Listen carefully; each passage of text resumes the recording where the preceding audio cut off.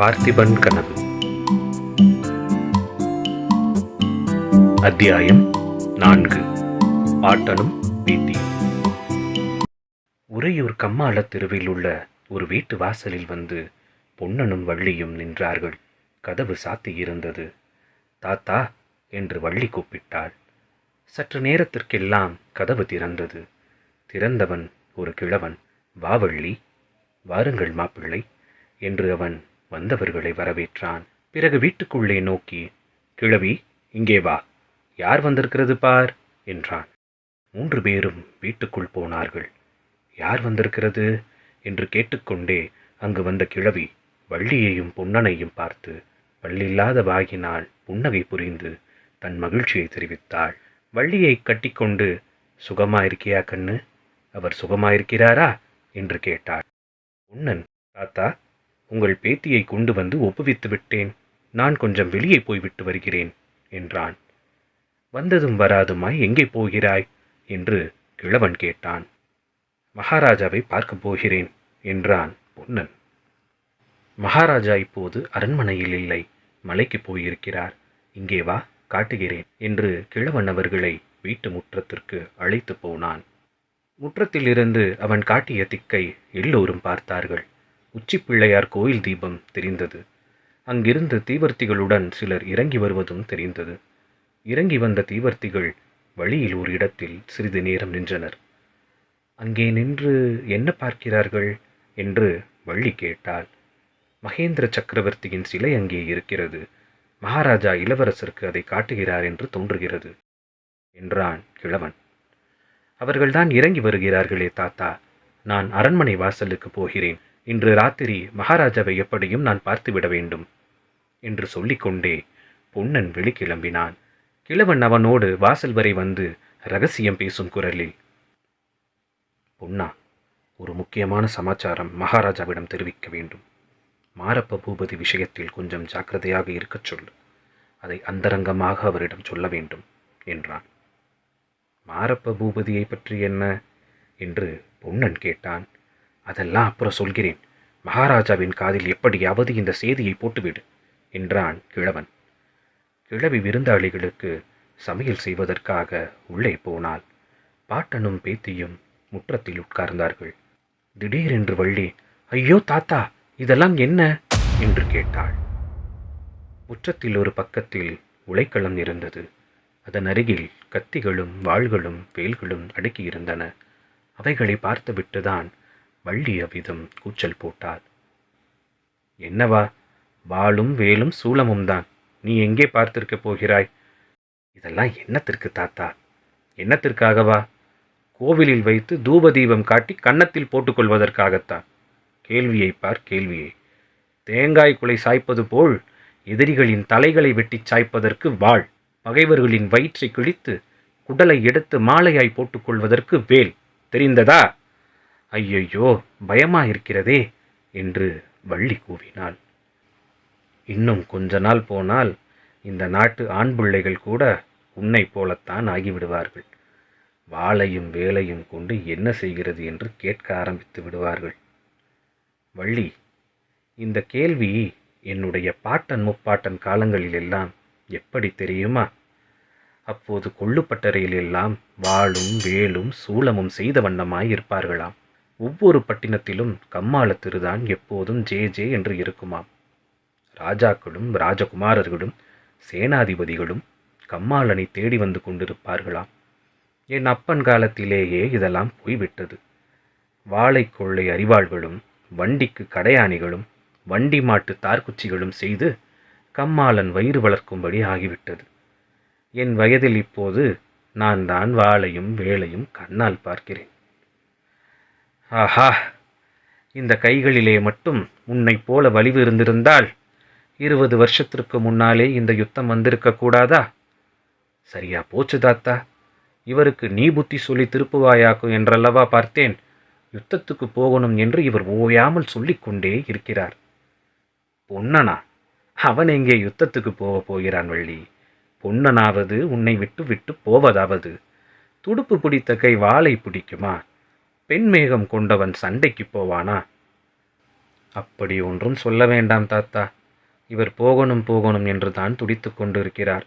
மகாராஜா தான் வரக்கூடாது என்கிறார். இளவரசருக்கு நீந்த கற்றுக் கொடுக்க இவர் இருக்க வேண்டுமாம். அடடா, உன்னுடைய அப்பனும் சித்தப்பன்மார்களும் மட்டும் இப்போது இருந்திருந்தால் ஒவ்வொருவன் கையிலும் ஒரு வாளையும் வேலையும் கொடுத்து நான் அனுப்ப மாட்டேனா? எல்லோரையும் ஒரே நாளில் காவேரி அம்மன் பலி கொண்டு விட வேண்டுமா? கிழவன் பெருமூச்சு விட்டான். வள்ளிக்கு அந்த பயங்கரமான சம்பவம் ஞாபகம் வந்தது. 4 வருஷத்திற்கு முன்பு கிழவனும் கிழவியையும் தவிர குடும்பத்தார் அனைவரும் ஆற்றுக்கு அக்கறையில் நடந்த ஒரு கல்யாணத்திற்கு படகில் ஏறிப்போய் கொண்டிருந்தார்கள். நடு ஆற்றில் திடீரென்று ஒரு சூறாவளி காற்று அடித்தது. படகு கவிழ்ந்து விட்டது. அச்சமயம் கரையில் இருந்த பொன்னன் உடனே நதியில் குதித்து நீந்தி போய் தண்ணீரில் விழுந்தவர்களை காப்பாற்ற முயன்றான். தெய்வ பத்தனத்தினால் வள்ளியை மட்டும்தான் அவனால் காப்பாற்ற முடிந்தது. மற்றவர்கள் எல்லோரும் நதிக்கு பலியானார்கள். கிழவன் மேலும் சொன்னான், என் குலத்தை விளங்க வைக்க நீ ஒருத்திதான் இருக்கிறாய். உன் வயிற்றில் ஒரு குழந்தை பிறந்து விட்டால் பொன்னனை நானே கழுத்தை பிடித்து தள்ளுவேன், யுத்தத்திற்கு போ என்று. யுத்தம் என்னத்திற்காக நடக்கிறது தாத்தா, அதுதான் புரியவில்லை என்றாள் வள்ளி. யுத்தம் என்னத்திற்காகவா? மானம் ஒன்று இருக்கிறதே, அதற்காகத்தான். எருது குடிக்கு புலிக்குடி தாழ்ந்து போகலாமா? தொண்டை நாட்டுக்கு சோழ நாடு பணிந்து போகிறதா? இந்த அவமானத்தை போக்குவதற்காகத்தான். எருது கொடி யாருடையது? இது தெரியாதா உனக்கு?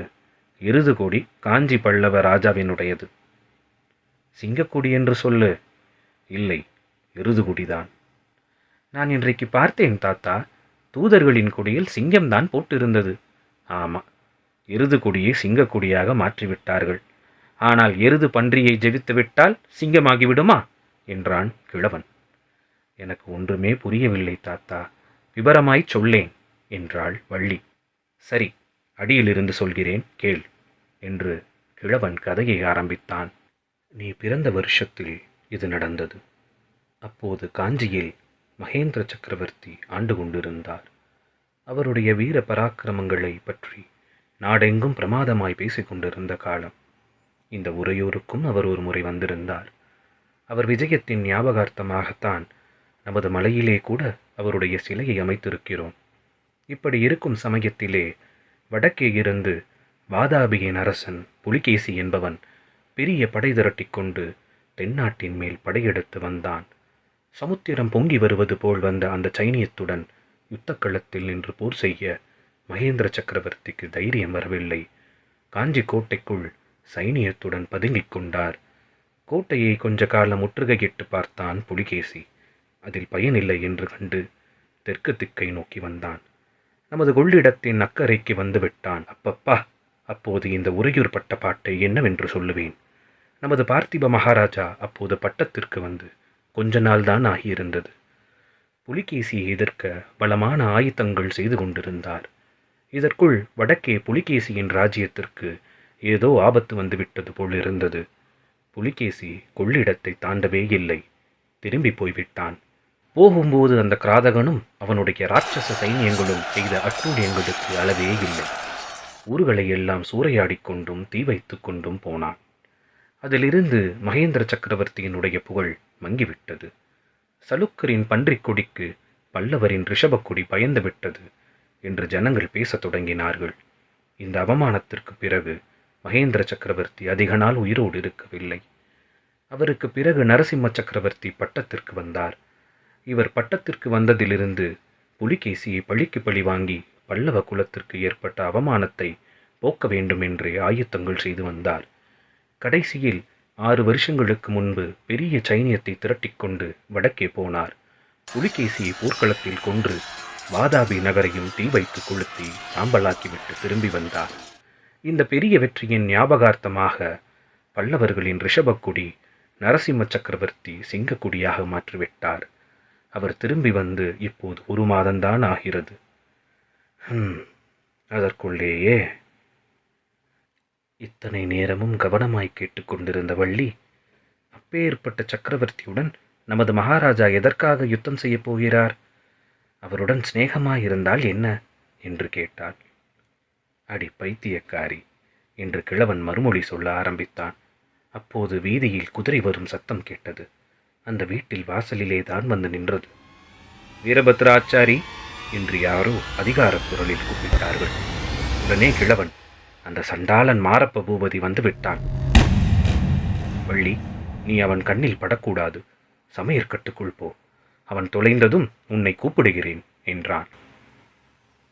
தொடரும்.